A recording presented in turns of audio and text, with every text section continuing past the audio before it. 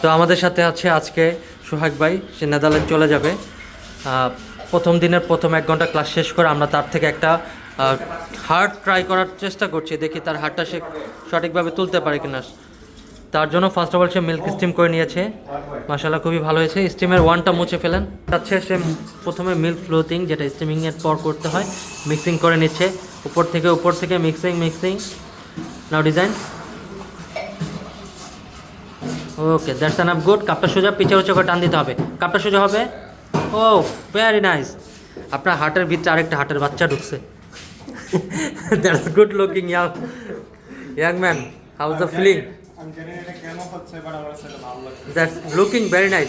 The how's the feeling that, যে মানে আপনি এটা প্রথম 1 ঘন্টায় really good because this is faster and trying to learn something like this kind of qualification like barista.